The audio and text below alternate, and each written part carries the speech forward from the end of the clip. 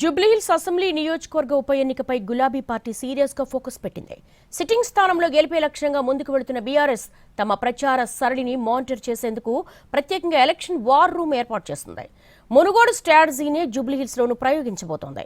అసలు మునుగోడులో ఏ స్ట్రాటజీని ఉపయోగించింది, అది జూబ్లీహిల్స్ లో ఎలా అమలు చేయనుంది?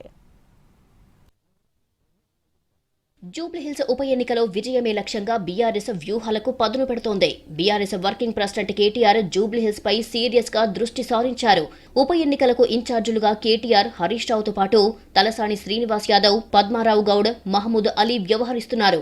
ఇప్పటికే నియోజకవర్గంలోని 6 డివిజన్లకు ఇన్ఛార్జీలను నియమించడంతో ఎప్పటికప్పుడు సమీక్షలు నిర్వహిస్తున్నారు. సమయాన్ని బట్టి పార్టీ డివిజన్ ఇన్ఛార్జీలు, ముఖ్య నాయకులతో కేటీఆర్ టెలికాన్ఫరెన్స్ నిర్వహిస్తూ అలర్ట్ చేస్తున్నారు. ప్రచార సరళిని సమీక్షించేందుకు, నేతలను సమన్వయం చేసేందుకు ప్రత్యేకంగా వార్ రూమ్ ఏర్పాటు చేయాలని బీఆర్ఎస్ నిర్ణయించింది. వార్ రూమ్ స్ట్రాటజీని గతంలో మునుగోడు ఉప ఎన్నికలో ప్రయోగించింది గులాబీ పార్టీ. మునుగోడులో ప్రతి గ్రామానికి ఒక ఎమ్మెల్యే లేకపోతే ఎమ్మెల్యే స్థాయి నేతను ఇన్ఛార్జిగా నియమించడంతో వారందరూ స్థానిక నేతలను కలుపుకొని వెళ్తూ ప్రచారం చేశారు. ఇప్పుడు జూబ్లీహిల్స్ లో కూడా అలాగే ప్రతి బూత్ కు ఒక రాష్ట్ర స్థాయి నేతను ఇన్ఛార్జిగా నియమించారు.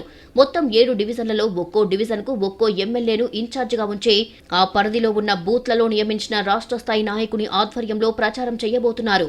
ముస్లిం మైనారిటీ ఓట్లు అధికంగా ఉండడంతో మాజీ ఉప ముఖ్యమంత్రి మహమూద్ అలీతో పాటు మరికొంతమంది మైనారిటీ నేతలను రంగంలోకి దించారు. ఆ తర్వాత ఎక్కువ స్థాయిలో ఎస్సీ ఓట్లు ఉండడంతో మాజీ మంత్రి కొప్పుల ఈశ్వర్, రాజయ్యలకు ప్రచార బాధ్యతలు ఇచ్చారు. యాదవుల ఓట్లు కూడా కీలకం కావడంతో తలసాని శ్రీనివాస్ యాదవ్ కు బాధ్యతలు అప్పచెప్పారు. రెహమత్ నగర్ డివిజన్ లాంటి ప్రాంతాల్లో మహబూబ్ నగర్ వాసులు ఎక్కువగా ఉండడంతో అక్కడ మాజీ మంత్రి శ్రీనివాస్ గౌడ్ ని రంగంలోకి దించుతున్నారు. వీరితో పాటు సామాజిక వర్గాల వారీగా, కులాల వారీగా ఎక్కువ ఓట్లు ఉన్న ప్రాంతాలకు సంబంధించిన ఎమ్మెల్యేలను, మాజీ ఎమ్మెల్యేలను ప్రచారంలోకి దించుతోంది గులాబీ పార్టీ. మునుగోడు ఉప ఎన్నికలో గెలిచిన ఫార్ములానే జూబ్లీహిల్స్ లోనూ బీఆర్ఎస్ ఫాలో అవుతున్నా అప్పుడు అధికారంలో ఉండడం పార్టీకి కలిసి వచ్చిందే. కానీ ఇప్పుడు ప్రతిపక్షంలో ఉన్న బీఆర్ఎస్ కు ఇబ్బందులు ఎదురవుతున్నాయంటున్నారు ఆ పార్టీ రాష్ట్ర స్థాయి నేతలు.